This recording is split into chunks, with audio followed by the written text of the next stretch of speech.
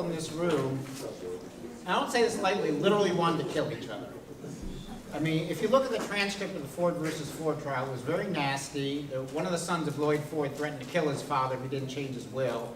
There was about 17 years of litigation all totaled from start to finish on this, and people going bankrupt, leaving the state, and so forth. So there must have been some incredible hostility between the freed slaves and the white offspring of Lloyd Ford. So it's 2018, and we're one united family. So I was wondering if we could all take a second just to shake the hands of your neighbor and hug, whatever. Neighbor. But after 172 years, Hello, neighbor.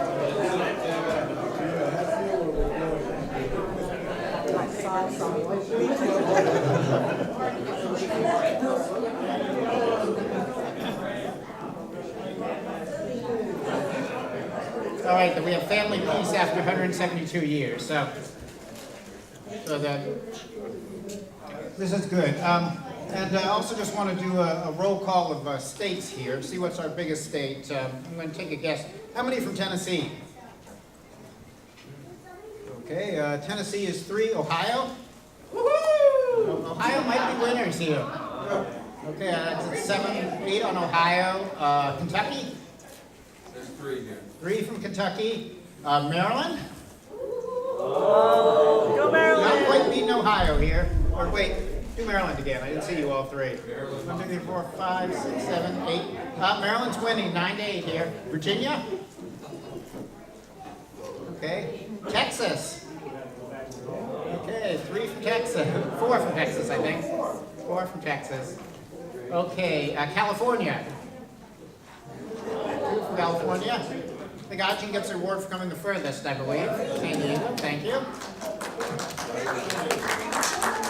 Okay, what states have I missed? Indiana? I know we have these. Yeah, fine state of Indiana. 4 from Indiana. What's that? Pennsylvania. Pennsylvania. Okay, 2 from Pennsylvania. Georgia. I know our presenters. Oh, Alabama. Our presenters from Alabama. Yep. Okay, any states? Iowa. We have an Iowa, right? Yeah. What's that? Kansas. Anything I missed? Florida. Florida. How many from Florida? Only just the 3 of us. My daughter and grandson. Okay, any other states? Okay, well, Maryland's the winner, which, as we see, is very appropriate because the whole story starts in Maryland. Advance, please. Okay, coming to America are bloodlines. Well, we probably all have a lot of bloodlines. These are the Ford bloodlines, so we've got England and Africa, and we'll go into each of those later. Advance. Okay, so this is the first solid reference we have to a Ford in history. October 5th, 1663, when a man named Mr. William Ayres says he wants a bunch of land. Mr. William Ayres was probably rather well off, and he came to Maryland, with some expectation of land. And in the process of bringing land, he said, these are all the people I need land for, which includes his indentured servants. And to quote a word I'm going to use a lot, William Ayres was a Quaker, so we have strong reason to believe that his indentured servant, Thomas Ford, was a Quaker too. So they said he's been there since June 1652, so we know we came to America sometime before that. So we're talking pretty early in America. We Fords have been around for a while. Advance the slide, please. So that last slide I said he was a servant. Well, what was that? He was an indentured servant.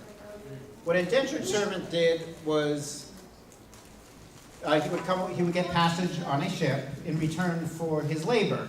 Now, it's an interesting thing that if in America you work at minimum wage for 2 weeks and save all your money, you probably have enough to buy a plane ticket to England. Back then, for one-way passage, 7 years of labor. So, you know, it's kind of nice to live in 2018. And so, if you have ancestors come from Europe in the 1600s, this is probably how they came. Advance. So what was it like coming over as indentured servant? Endangered is probably not a bad word here. So as you can see here, this was not a pleasure cruise by any stretch of the imagination. So we owe a lot of debt to our ancestors for making this cruise. Terrible misery, stench, fumes, horror, vomiting, many kinds of seasickness, fever, dysentery, headache, heat, constipation, boils, scurvy, cancer, etc., so that many died miserably. And this is from first-person historical account. And he went on to say that most people under the age of 7 did not survive the journey. So our ancestor Thomas Ford came over under some very rough conditions. Why did he do it? Well, England was in a bad state at this time. The English Civil War was going on, and they estimated that killed maybe between 1% and 2% of the English population, which, I mean, that's going to be significant. That means every town is going to have a lot of casualties, and wasn't a good time for the economy either. So a lot of people were looking for something better, and Thomas Ford took the risk, lucky for us, and he came to Maryland. But his story does have a happy ending. So, as I'll say on the next slide, after he finished being a indentured servant, he got himself some land, and he got himself 1,900 acres. Anyone want to guess how much that land is worth today? $1 billion. What's that? $1 billion. $1 billion is the correct answer. I was checking out real estate listings for vacant lots in Herring County. $500,000 an acre for a vacant lot. He had 1,900 acres. That is literally worth $1 billion. Did anyone get any of that money? Raise your hand if you got some. You did? That's yours? Okay. Okay. So if you need money for coffee, ask this gentleman. So we died in 1682. We do not know his birth date. The Ancestry.com guesses between 1630 and 1635. That's just a guess. Advance. So here's his first land. So you can see, I'll just project here a little bit. You got Baltimore, Washington, D.C. So it's a little east here, a little south of Annapolis, right on the Chesapeake Bay. So there's Patuxent Air Station is near there now. Advance, please. It's a little closer. That's Anne Arundel County, Annapolis, Maryland, where the U.S. Naval Academy is on the north side. And then he was down south here. Advance. Okay, so the Maryland roots, he married Elizabeth, had many children. One was the one that is important for us all is James, who married also an Elizabeth, and then Thomas and Leah Price Ford. Now, we know the Price family, as well as the Fords, were also Quakers, which was one of the first churches to come out against slavery, although took a while. And Leah's father, Mordecai Price, was an ancestor of former President Richard Nixon, who listed himself as a Quaker. So, that's where Nixon's Quaker roots come from. Advance, please. So Thomas and Leah were married by banns, which is on January 1st, 1711. A ban was something, if you got married in the Quaker church, you had to have one of those, so it was recorded in the Church of England, because England had an official church. We don't have those today. England had one. So Leah's father, Mordecai Price, he was a Quaker, owned slaves. And the Quakers did own slaves. They did, over the next 100 years, come out against slavery, and eventually most of the Quakers did free their slaves, but at this point they hadn't yet. We have to remember, and part of the history of the Ford family is the history of an idea. Because in the 1600s, very few people in the world, unless you were a slave, were against slavery. Slavery was happening all over the world. Native Americans enslaved other Native Americans, Africans enslaved other Africans, Europeans enslaved other Europeans, and very few people thought there was anything wrong with it. So the Quakers, when they were first started, the whole idea of Quakerism was that not only did you not need the Catholic Church to get to God, which is what the first Protestants were saying, you didn't even need a minister. That anybody could have the Holy Spirit inside them and talk to God, which is why a lot of Quaker meetings now don't have ministers. Everyone just sits in a meeting, and when someone feels moved by the Spirit, they get up and speak. And because that idea that God was in everyone, that made it incompatible with slavery. So, but it took time for the Quakers to come there. It took time for the whole world to get there. And as you can see, our family gets there a little earlier than most, with the story that Dr. Halligan's going to tell us later. So, the Fords apparently did not continue in the Quaker faith in later generations, but a number of the descendants took strong stands against slavery. We'll hear about Lloyd Ford. My direct ancestor, Stephen Ford, was an abolitionist politician, abolitionist against slavery. So that idea of Quakerism, even though the family didn't keep in Quakerism, although later generations picked it up again, I was raised a Quaker, the idea of Quakerism and the idea of the inherent worth of all people was carried forward in the family as an idea, and that was a big part of our story. As I said, the hand that rocks the cradle, that the Ford parents taught their kids who left Quakerism some ideas, I think, of Quakerism. Moving on. Okay, so the family, Thomas Ford moved the family to Baltimore, north of Baltimore, and then we had some departures. So we have the Lloyd Ford Sr. married Mary Grant and had Lloyd Ford Jr. married Mary Woodford. Stephen Ford, my ancestor, Stephen Ford Sr. marries Rebecca Howard Ford. If anyone's been to Howard County, same family. That's between Washington and Baltimore, who had this son, Stephen Ford, who I named my son after, and his wife, Ruth Stevenson Ford. So I'm going to give an opportunity for the audience. Can anybody, would anybody be willing to give their lineage from themselves to any person on this screen? Anyone willing to do it? You can either shout it from there or come on up here. Okay. This Ohio bunch, we descend off of Stephen and Ruth Stevenson Ford. And I do have it here. Nicholas Nicodemus was my great-great-grandfather. Then there was a William Lawrence, and then Henry Lawrence. And then my father was Lawrence Ford. And we're all descended from Lawrence, or Henry Lawrence, and Kieran right back in the corner. So that's, yeah, we come off the Stephen and Ruth Stevenson Thank you. branch. Thank you. Anybody else want to give it a shot? All right, fire away. Today. I'm Vincent Ford. My father was Alvin Ford. His father was Lawrence Montgomery Ford, Sr. His father was Larkin E. Ford, Jr. Their father was Larkin E. Ford, Sr. His father was Lloyd Ford, Jr. and Edie. And Lloyd's father was Lloyd Ford, Sr. His father was Thomas Ford and Leah Price. Then it was James Ford, and then it was James Ford, I guess, Sr., and Edmund Ford, and then John Ford. All right. I'm here.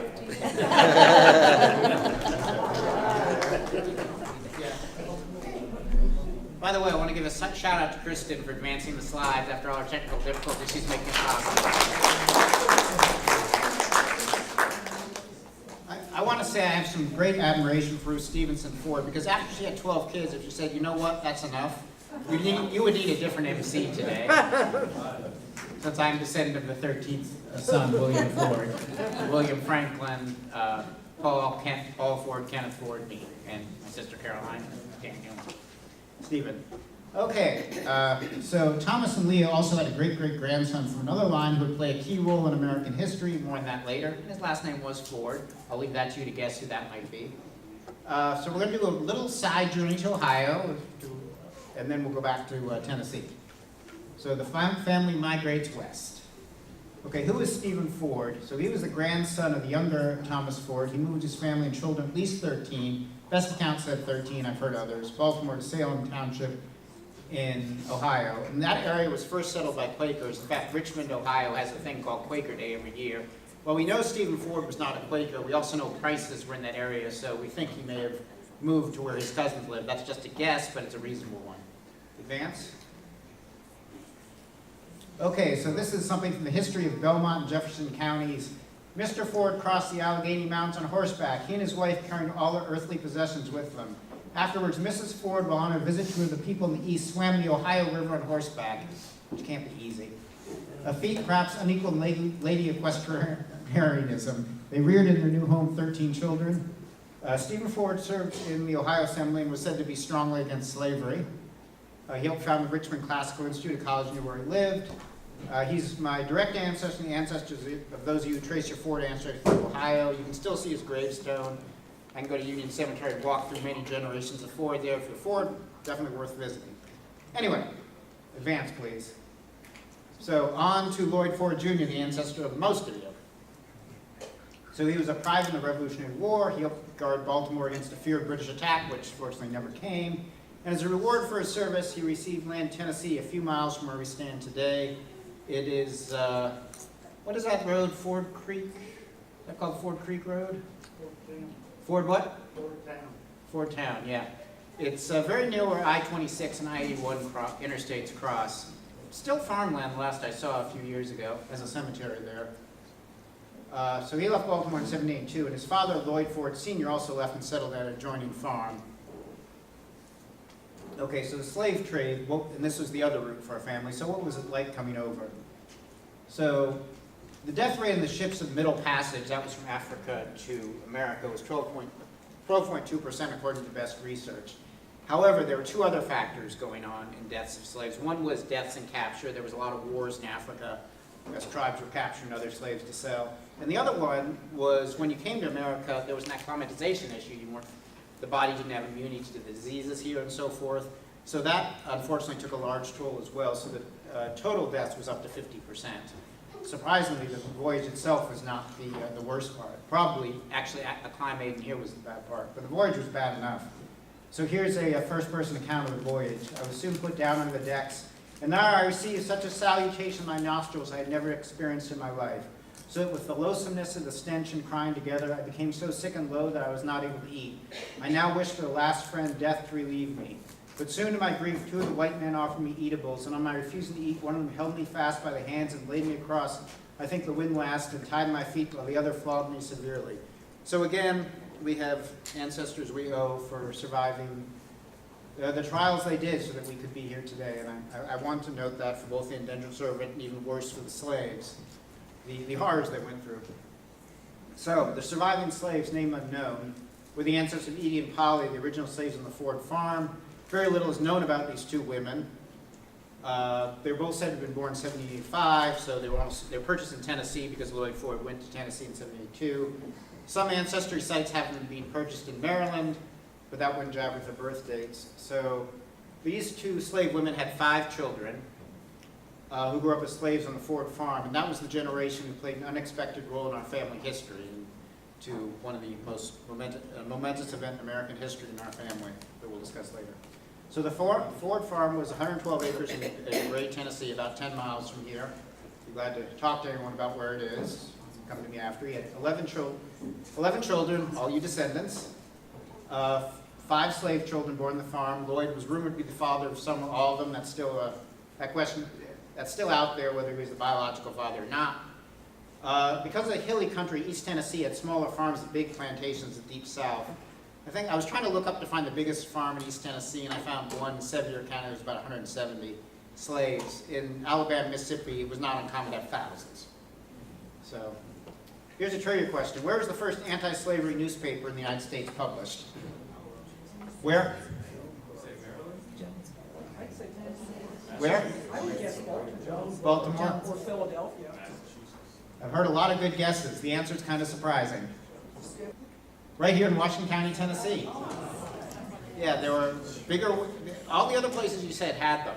That came later. But the very first one, Elihu Embry, the son of a Quaker minister, started publishing Emancipator in 1820. So it is reasonable to say from that Washington County had some of the most anti-slavery sentiments of any place in the Old South. And in fact, East Tennessee was one of the areas where slavery was about the least popular in the Old South. And in fact, East Tennessee, there was a movement to secede from Tennessee like West Virginia did and stay with the Union because slavery was not that popular. There were slaves. We have ancestors who were slaves, but it was, as you can see from the newspaper, The Emancipator, a lot of people didn't like it, didn't think it was right. So this is a different part of the South. So what you heard about the South may not apply to East Tennessee with the small farmers and so forth. Okay, so we have the ingredients together. We have a slave owner, Lloyd Ford, with Quaker roots, probably not a Quaker himself.